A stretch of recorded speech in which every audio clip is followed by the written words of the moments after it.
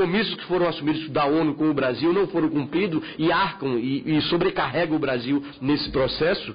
Mas seria interessante saber em que pé estamos do cronograma de saída do Brasil do Haiti, qual é o procedimento que vai nos levar a ter uma participação lá, que eu acho que até não podemos sair do Haiti. Mas a forma de permanecer é diferenciada. Ou um viés mais militar, ou um viés mais social, que eu acho que se requer e se necessita para uma situação que sofreu tanto como aquela. Então, era isso. Obrigado. Bem, obrigado, deputado. Estão encerradas as inscrições. Eu gostaria de fazer brevíssimas observações. Primeiro, observar que foi muito mais uma polarização do que um debate, né? E observar que a campanha eleitoral se encerrou. Então, daqui para frente, é importante que haja mais debate e menos polarização. Aqui, de fato, ninguém tem o monopólio da razão. Acho que há razões de parte a parte. Eu gostaria de assinalar minha concordância com as críticas que foram feitas em relação à questão saharaui. Penso que o governo brasileiro tem uma postura equivocada a respeito dessa questão.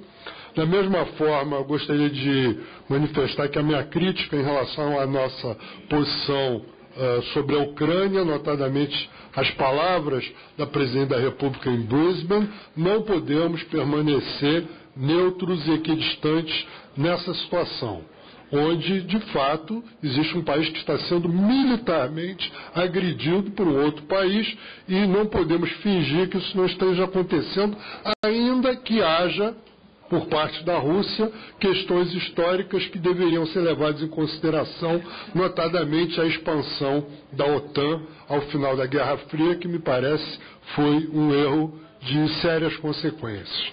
Em relação à questão do Estado Islâmico, não me parece que em nenhum momento a Presidente da República tenha dito que ela favoreceria uma negociação com o Estado Islâmico. No entanto, nesse discurso, eu estava em Nova York, ela colocou as questões de uma forma que as palavras dela foram claramente interpretadas por todo mundo, jornalistas e presentes ali, como uma crítica implícita ao fato dos Estados Unidos estarem militarmente se envolvendo contra o Estado Islâmico. Acho que os Estados Unidos cometeu um erro terrível, terrível, quando invadiu o Irã em 2003.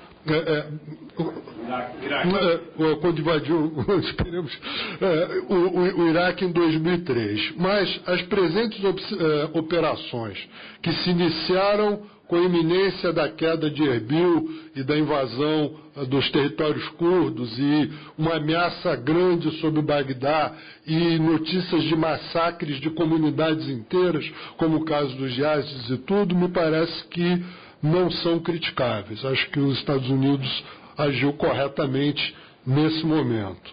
Em relação à questão de Puerto Mariel, não resta dúvida que é correto o financiamento. Essa é a minha opinião. Dentro de uns 10 anos, o Cuba será um país absolutamente irreconhecível do ponto de vista capitalista.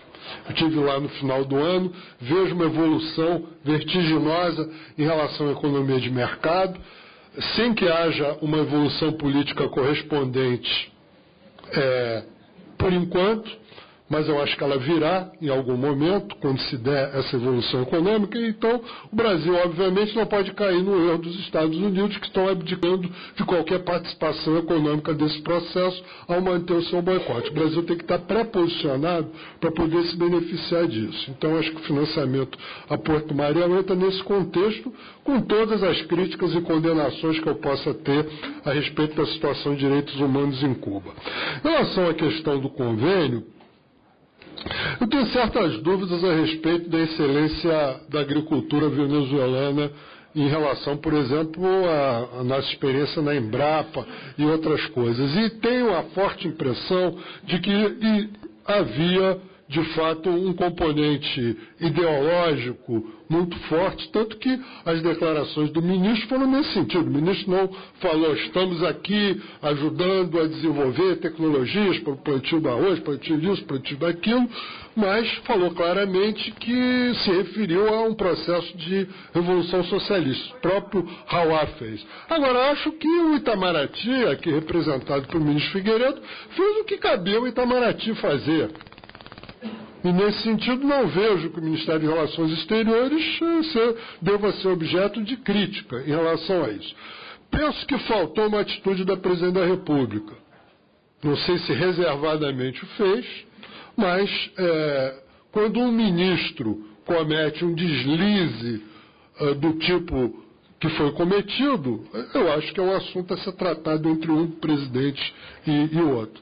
Finalmente, em relação à questão do Paraguai, não, tudo bem asilo político, mas teria que se verificar se é asilo político ou santuário. São coisas diferentes.